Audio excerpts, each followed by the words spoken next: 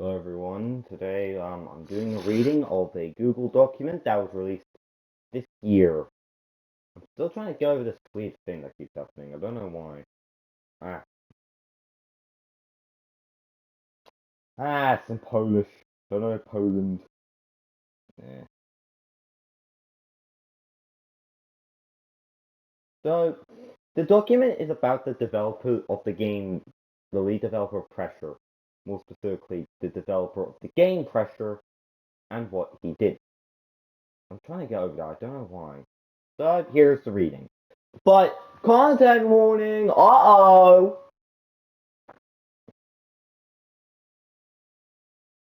So what's the content warning?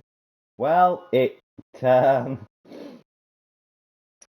uh, that's not good to say, but it basically deals with SA, CSA, which stands for coerced sexual assault, if you didn't realize, suicidal identification, suicide attempt, false accusations, public humiliation, and photographic evidence of physical marks left on my body, plus emotional abuse and trauma bonding.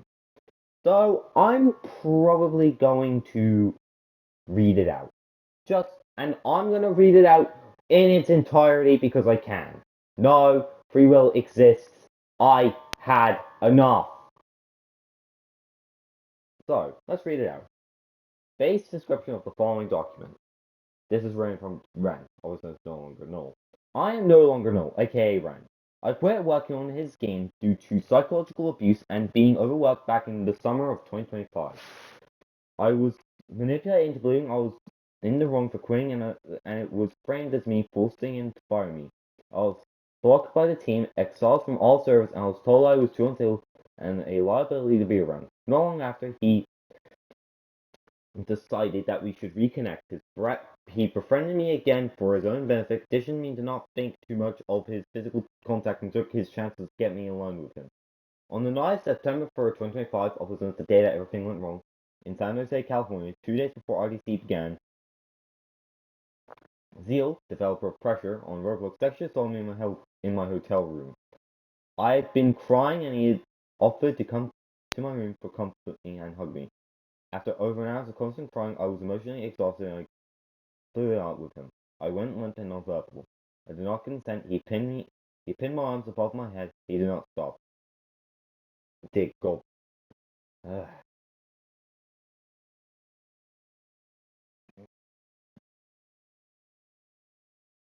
I did not think much of it and assumed good faith, unable to process what had happened to me yet. During the second night, a day after, I was trying to talk about him respecting me. He plays his bad. Um, I'm not allowed to say this on the internet, but well, this is dark, so he placed his bad penis against my intimate area and said, "Don't worry, I won't put it in. I don't feel it." And I became scared immediately, and I was afraid he was going to ignore me, ignore what he had just said, and penetrate me anyway. At that moment, I was terrified of becoming pregnant and felt completely unsafe. I remember silently praying that he would not do it. No penile penetration happened in both nights, but I did everything else. The following morning, Thursday morning, was the day that Shit Brain Rot won, a stupid reward. I discovered marks on my neck and that I had not fully noticed the night before. Seeing them caused me immediate distress. I told him that I never wanted this and asked him if he had what he had done. He laughed in my face and said, "Don't worry, Roblox devs get no." Not gonna say it. Not gonna say it. I don't want to get fired by the devs, but I'll say it right now. It's so don't worry, Roblox devs get no pussy. They won't know what that is. I have photos of the marks on my neck taken the same day. Some were taken fresh, some after I tried to cover them with concealer? I don't know what that is. And some later as they began to heal, even under concealer. Discoloration was still yellowed in places and later turned bluish with a raised, bruised appearance. They itched, they hurt, they were unmistakable what they were. I was scared when I saw them. I never wanted them on my body.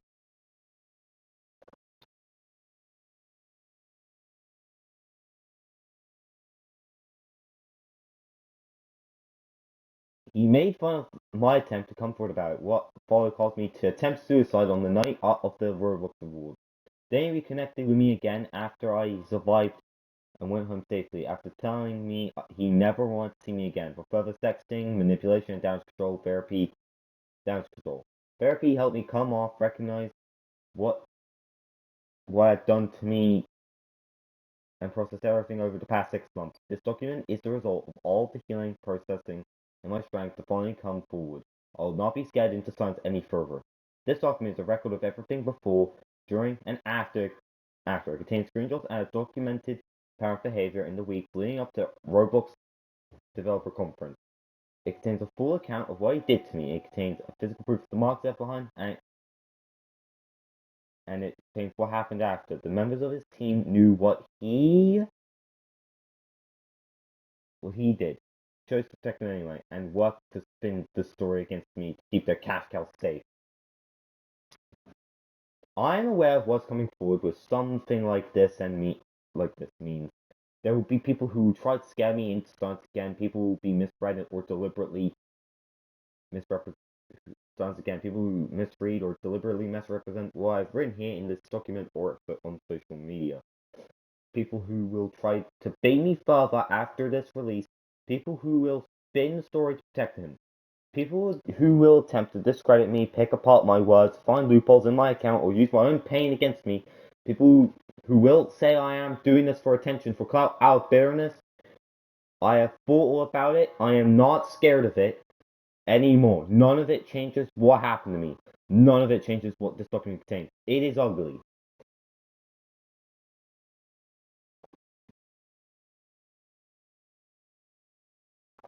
Despite all that, I still believe that bringing this forward is the right thing to do. People deserve to know who they are supporting. It's scary.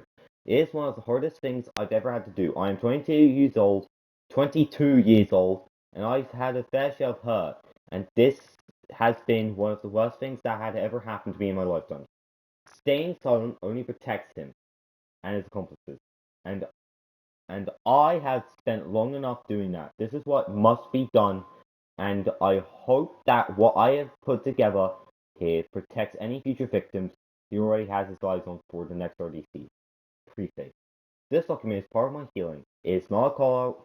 It's not a call out for drama. It's not entertainment, and my life is not a show. If you are here to spectate, to screenshot for gossip, or to treat this like your new episode of your Roblox Dev Drama TV show, which I mean, kind of fair to be honest, please leave. And I'm not, and I'm doing this to record it. Thank you. God, I sound freaking rude. I am not a story. This happened to my body. I am still living inside this and body and breathing. Read it with weight it deserves, or don't read it at all. I learned this is not selfish to do for me. I deserve peace of mind and for the truth to be shown. I deserve to stop being scared for those people. He will forever be more horrifying than any of his projects to me, and I wish to stop hearing him. Before you tell me what he said, any apology at this point I will not accept. If it was said when the harm was happening, it is damage control, not guilt. They made sure to show that feel nothing but deep hatred for me, and only care for their public image. Undervote. Denny. If he were to say none of this actually happened here, the record speaks for itself. He or people he knows may try to discredit me. None of that none of that changes what happened. Reverse victim and offender. I'm not gonna let him make this about him. He's no victim. His own words prove that he knew what he was doing. The term victim announced him. To you reading this, if Zeal genuinely cared about the people who played his game, who follow his work, or who have invested something of the of, of themselves into what he created, he would have not done what he did to me. The same person who created the millions people loved is the person who left marks on my body without my consent, then walked down my low hotel room and made a joke about it. That's not something I can resolve for you, but something you deserve to know. What he did in private, when no one was watching and there was nothing to protect, is what this document is about. I also want to say this. Putting all of this together has made everything feel very real. It was already real, but this is different. Having it organized and laid out and documented in this format is something I cannot look away from. It's a little too real life for me sometimes. It scares me. I am still scared as I write this. I just think it needs to exist anyway. What am I not asking for? I am scared that he will hurt himself. That is not something I expected to feel, and not something I expected to write here, but it's true. I will not hide it because it makes the picture complicated. I do not want Zeal to die. If something that happened, I know I would cry. I wouldn't. I know I would feel it. I do not fully understand that, but I'm not going to lie around about it to seem more consistent.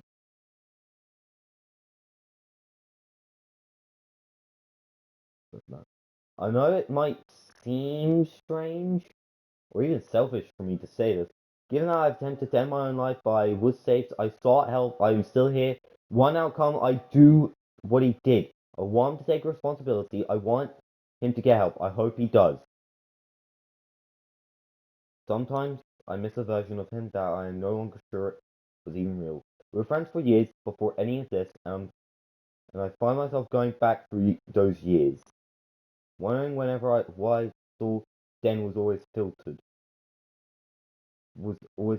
version. Whenever the hotel was just the first time the filter slipped, or whenever the game changed something in him, or whenever it did not change him, but revealed him, brought something to the surface that has always been underneath. I genuinely do not know which one is true. What I do know is true is that whoever that person was, he's not there anymore. I have to ground myself in that, but the grief is of it separate from the harm, and I am allowed to carry both. You deserve to know who you are supporting. In this, keeping this in would not have made it go away. Silence does not heal anything. It does not undo what happened. It does not protect the next person he decides to do this to. It only protects him, and I've spent long enough protecting him. You have a right to know.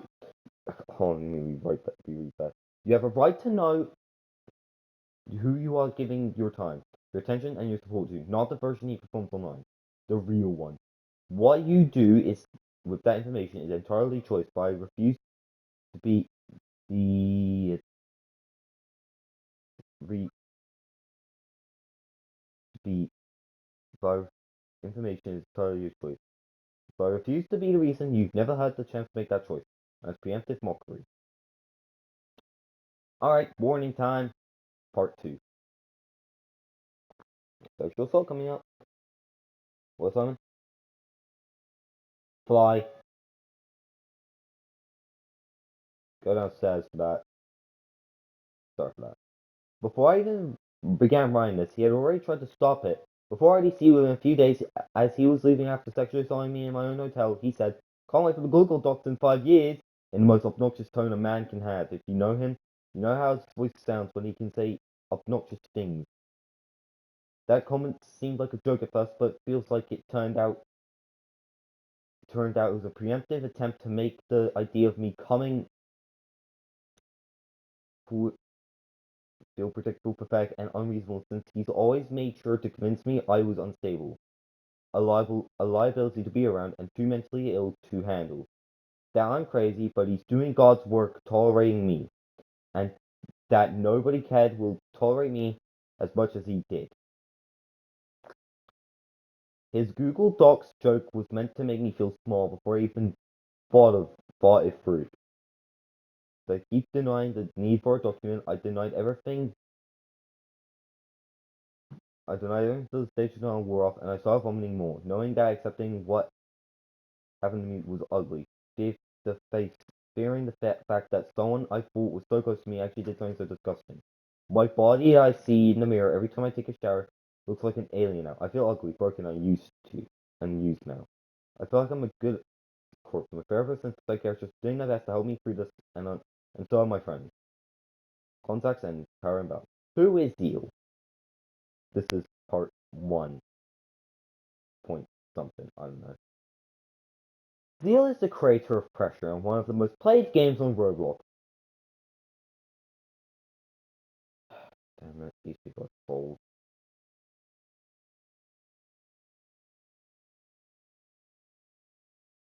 I was the music composer, but I want him to say something honest about how I saw Russ. I never saw him as some big popular figure I was lucky to be close to. I never walked into that friendship looking up at him and looking up at him that way. I still saw him as the same person I always made things to be, just angry further away who he used to be. That said, I was still in a relationship of unequal, not because I placed him above me, but because the structure around him was real. Whenever I acknowledged it or not, he had the platform, the community, the team. I had a role within something he owned. I moved carefully around him because of that, even when I did not consciously name it or what it was. One does not need to declare one's power to utilize it. We never dated. He never wanted that, despite the one who initiated and continued everything between us. So when I say relationship, I do not mean in a romantic or official sense. I do not fully know what we were. I am not sure there is a word for it, and I've stopped trying to find it. Find one. I direct just feel Zeal. I beg of you, please do not harm yourself or others around you because this document. Don't self harm. Don't kill yourself. Don't. It will not make things better for you or for those who love. If you even care, and do not yell at or harm or around anyone else around you from the team or your friends or family. I know you have reacted in the past with anger. I would like to go. I would like. I would like you to go to therapy. I would also like you to be honest about your actions and your manipulative ways. I would like you to recognize what was wrong with what you did and stop denying it. And there's someone using a glitched avatar. Yep. What a surprise. Oh, swear words, I get to say this one. Ah, shit.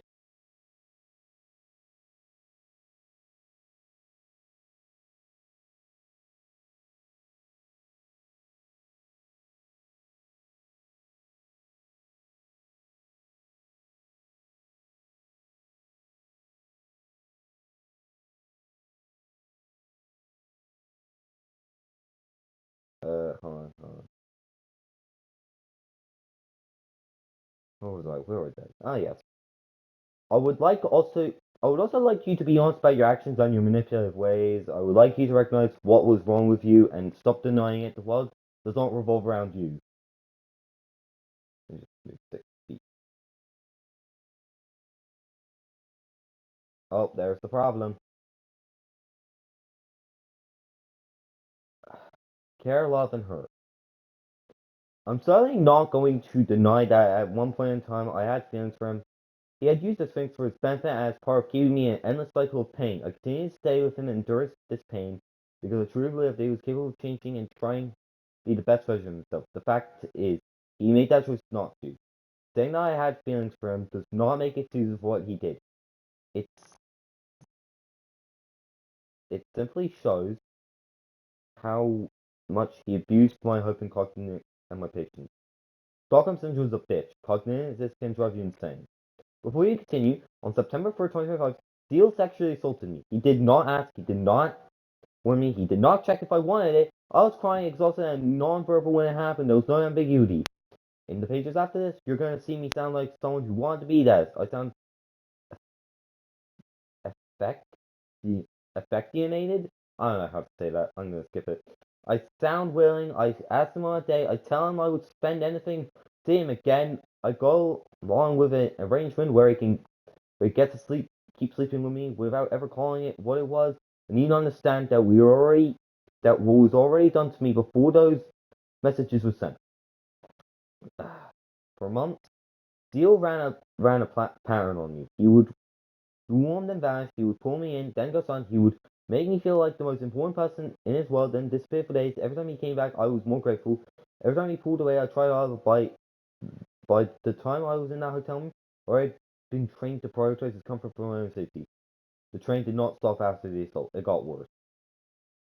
What you're about to read is non-consent.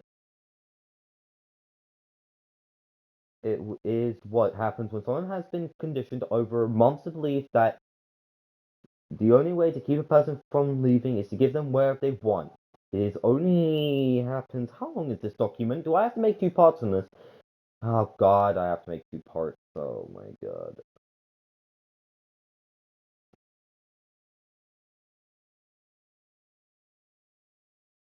Issuing over months to believe that the only way to keep a person from leaving is yada yada. It's what happens when the person who hurt you is also the only person who made you feel seen. When your brain cannot hold both those truths at the same time, it picks the one that lets you survive. I picked the one that let me keep him. Trauma bonding is not a choice, it is what your brain does when the source of your pain is also the source of your comfort. The warmth and the violence comes from the same person, and your body stops being able to tell them apart.